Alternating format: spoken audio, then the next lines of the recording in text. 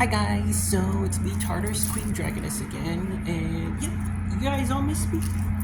2 weeks off. I haven't uploaded a video in 2 weeks. Yeah, I know, it's very... it's like, oh my god, did you get abducted by aliens? Oh dear lord. No, I didn't get abducted by aliens.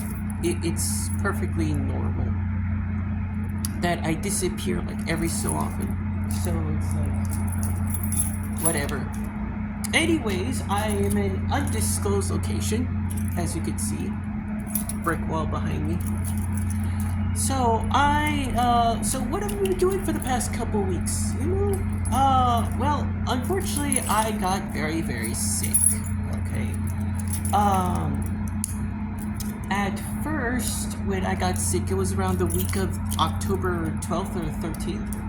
It was that Thursday, really. I called in sick with a high fever. And, well, it was like, okay, for high fever, it's bad cold, whatever it is that it may be. So I just went about my day, did a whole bunch of, gaming and stuff like that. I didn't do the live stream for that week, though. I wanted to, but I felt like so out of it and so disgusting. And I had a headache, it was all dizzy and stuff like that. So, that Friday, I was like, okay, I don't feel any better. And then later on, Saturday is when things really got really bad. So, I wasn't feeling any better. And my health was declining a little bit. Wasn't expecting something to happen until my mom showed up. So, for like about a day or two, I was like so teary-eyed and stuff like that. I didn't know what it was. I was kind of like rubbing it off all over my face and stuff like that. So it was like, it was like, I don't remember if it was Sunday morning or Saturday night. My mother walked into my room and took a look at this eye. And also this eye as well, but it was mostly coming from this eye. And she said basically that my eyes look so terrible. It was like, have you seen your eyes in the mirror? So I go into the mirror and I turned on the bathroom light and it was like, oh, wow, that's something. So apparently my left eye and my right eye were very much beet red. But that wasn't this disgusting part. The disgusting part was the fact that this eye looked like a freaking sunflower with all the crusted up pus that was on the eyelashes. So at that point in time, it was like, oh god, I'm suffering from pink eye. Go figure. So I ended up it was like, oh god, this is not gonna work out for me. So the next day I had to call in from work because I wasn't feeling any better, which was Sunday. And Monday I went in to see the doctor. At this point in time, I called in on Sunday because I thought it was COVID and stuff like that. I was like, oh no, not COVID again. Went to the doctor, did a test, COVID test, and influenza test. As it turns out, I was free from COVID, but not free from influenza. So what happened was that my immune system was so far down that I ended up getting pink eye as another symptom or another result as to my flu symptoms. So that was the thing. And lo and behold, I ended up having to spend what the doctor gave me was up until the 21st of that month, I do believe. So that was a thing. And when they gave me some eye drops for the eye infections, they told us, okay, it was a cream. It was an eye cream that they put on for my eye. So, that lasted about a week. I ended up getting paid vacation because I'm a team lead of where I work at. So I ended up getting like some hours and sick time and sick pay and stuff like that. So that was all Gucci. Spent the week, got better, ate some chicken soup. My ailment got worse because I didn't have enough food. I didn't eat well enough during my ailment, so I kind of regressed back, and then my pink eye got worse, and yada yada yada. So I spent that week, and I was ready to come back on Sunday. So I was like, okay, you know what? I'm ready to live stream on that, that following weekend that's coming up. Well, that was until Wednesday when my eyes decided to regress back into pink eye. So, no, I was not regressing into influenza. Okay, that was not the case. It was just the whole pink eye. So that Thursday, I went to go see the doctor, and the doctor basically told me, oh, you know what? It's not your influenza, it's actually your allergies.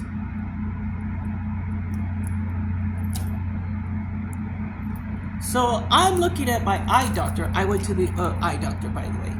So I was at the eye doctor, and they basically told me it's not the flu, it's not the recovery of your flu, it's the simple fact that, well, it's a simple fact that you're suffering from allergies. And I was like, oh yeah, well, I got tested for year-round allergies, so what's the big deal? So I had recovered from the flu, but I still had my allergy problem, which my pink eye still kept on progressing because I had influenza and my immune system was still down. So and because of my immune system being down, I had the whole allergy reaction, and that caused my second pink eye. So with the day that I was actually hoping to actually come back and live stream and place another video, I had to say, you know what? Nope, sorry, I'm not gonna do it because I look terrible. There was a little bit of pus coming out of this eye specifically, but it is what it is. So the orthodontist, I think that's what the eye doctor is called, right? Orthodontist. So the eye doctor gave me some drops, told me to put hot compresses on my eyes for about 3 minutes. And so when that ended up happening, I ended up putting the eye drops called AccuSoft Plus or something like that to wipe out any infections and stuff like that on my eyelashes. And I had to put up these like eye drops in my eyes for about a week, and now I'm here. I'm healthy. There's no pink eye. You see, I'm pink eyeless. This eye is not a freaking sunflower, so that's the thing. So, I'm back with you guys, and well, you guys want to take a look at my outfit?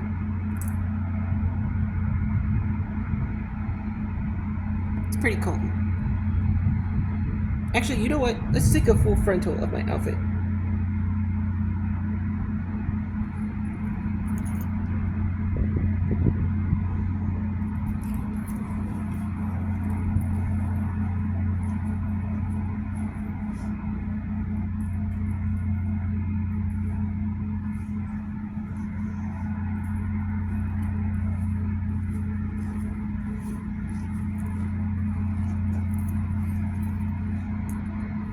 You guys like that little pose and that little that little walk I just put?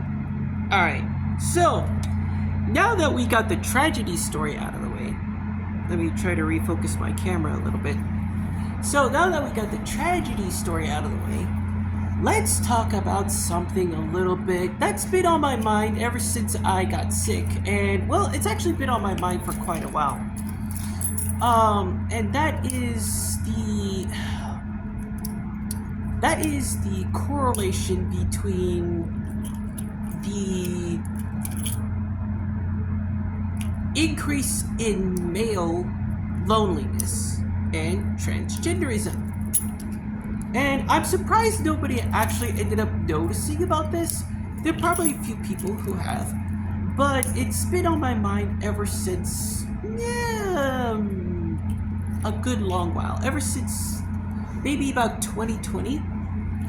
But I never really thought about it until just maybe about recently with the whole, like, was it Smog Alana making, observation video about, men, in decline with dating and stuff like that. And also, Shoe on Head also made a video, saying, oh, okay, men's, mental health and their, like, relationship status is kind of like, and their, like, wanting women has been on the decline lately. But while those videos got some, attention, there was an underlying problem that was alongside with male loneliness and the rise of transgenderism. And I thought to myself, how is it that nobody's actually made a video or actually even took the time to even notice this correlation? So I'm gonna end up going into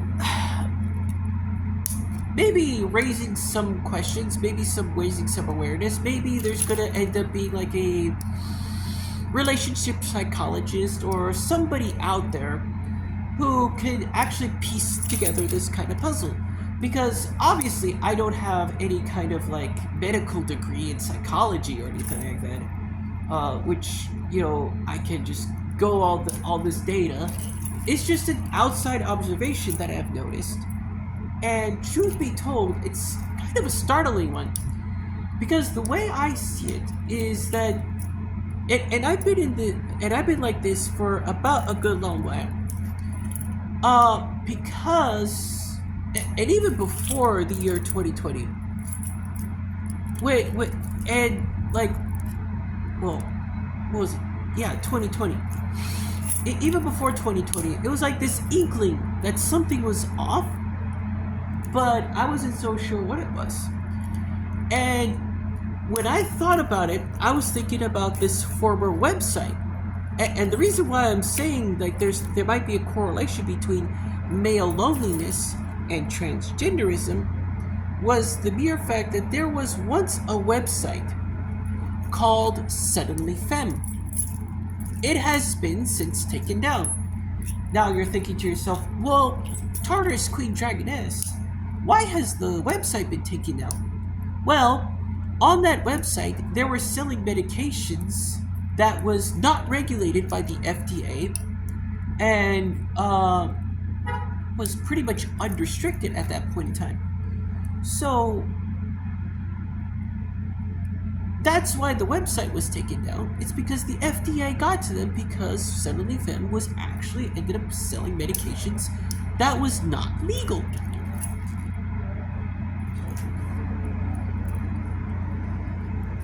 Okay, it wasn't legal.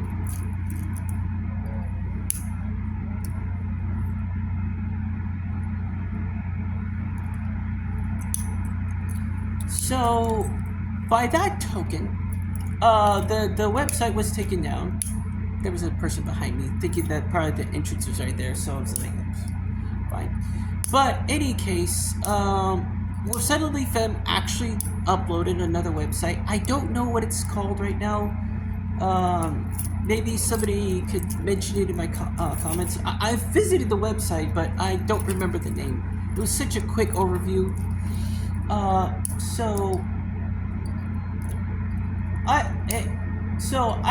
remember that website Suddenly Femme before it was taken down, but there was something in that website that, while being triggered in that memory, there was a quote in that website before it was taken down. And that was, if you can't find a girlfriend, become your girlfriend.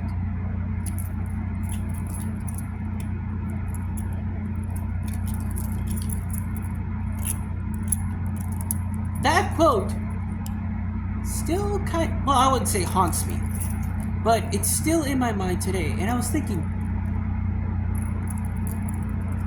this could be something. That maybe this little tidbit of information, maybe this observation, and this whole loneliness thing and the rise of transgenderism is one and the same. And the reason why I'm saying that it's pretty much like one and the same is because, well, men are very visual creatures, okay? They're not very wordy, okay? So keep that in mind. However, women are always very vocal and very emotional. However, there is a disconnect because of the way the male brain and the female brain operate. So, what I was thinking is that even though men are following the whole transgenderism thing because of their loneliness and their relationship status being not so simple and very complex, and well, their mental state is just not completely all there. I mean, we all know that Andrew Tate kind of like screwed up the male genome. And even Donald Trump kind of screwed up the male psychology as well. Yikes, I listed on that landmine, but that's okay.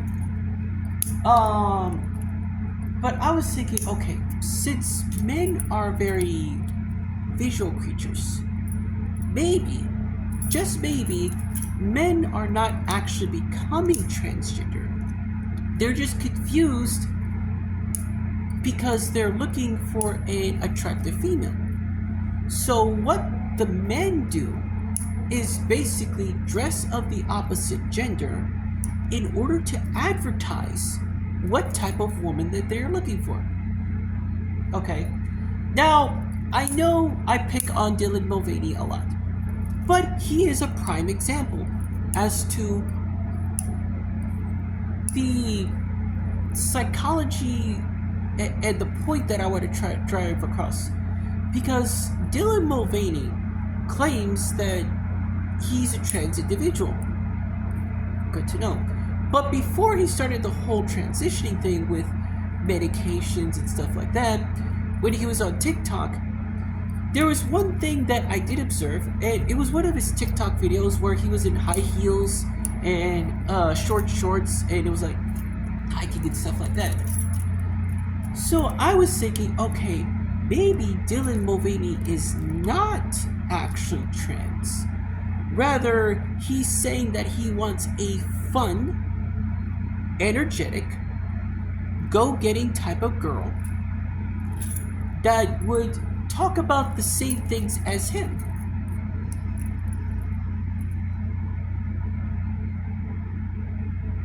You see where I'm going over this? And I do believe there is a large percentage of men who are suffering from male loneliness and converting themselves to follow the quote-unquote what I just said earlier about if you can't get a girlfriend, become your girlfriend, right? Yes, it does bring a level of narcissism, and this is why, you know, there's a lot of like crazy transgender people out there who are begging for what is it called, rights to like use the women's restroom and stuff like that, because ultimately what it is that they are not looking to stay as presenting themselves as women, but rather they are wanting to advertise that they are a mating ritual, so to speak. But they're looking for people, and they're garnering the attention, the wrong type of attention, of course, in order to mate with a female that is to their desire. Okay? If you look on if you look on YouTube in these videos about cross-dressers and some transgender individuals, not Yoya Fabulosa, not like the normal people, not Rin Taichu, not Alaba. Jesus Christ! I made a video about her reacting to one of her videos. Paula, that's it, Paula. Nothing like Paula. Those people are just like, you know, just normal average human beings that, you know, cross-dress or part of the trans community, and they're just like normal human beings that really feel like they should present themselves as female. But there is an unnoticed percentage of men who advertise that they want this as their mate. You see it on YouTube videos and stuff like that. You know, these guys are like cross-dressing and they're like out in public with like short skimpy skirts in the middle of a park, you know, tight, you know, BDSM kind of leather and stuff like that. They are looking for a type of female that is a little bit degrading for the average woman. It is not really the proper female that these guys are advertising that they want to. Unlike Dylan Mulvaney, who's, I think, if you look deeper into it, he's actually wanting a fun female. But these other guys, they're probably most likely wanting, for lack of a better term, a slut. So, or, you know, even though that, you know, there's some guys that are wearing like, you know, flower dresses and stuff like that.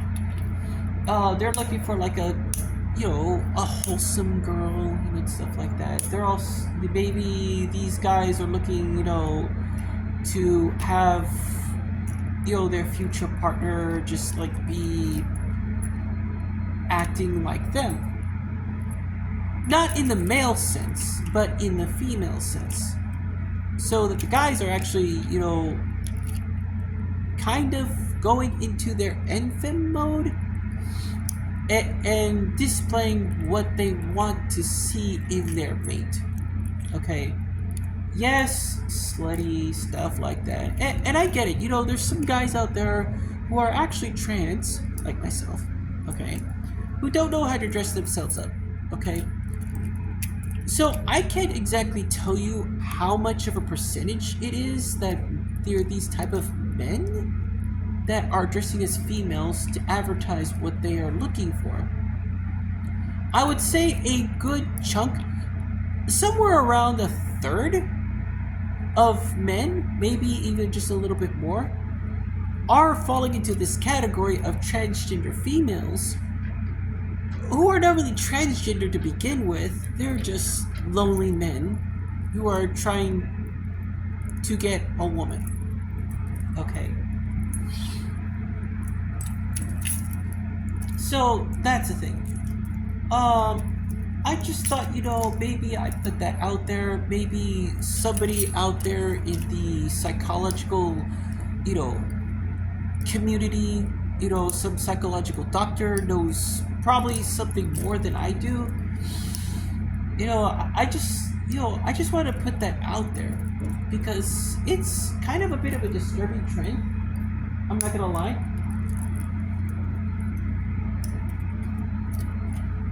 But, yeah, I just don't know what else to say about that. Really, realistically. It's just something that I've noticed for the longest time.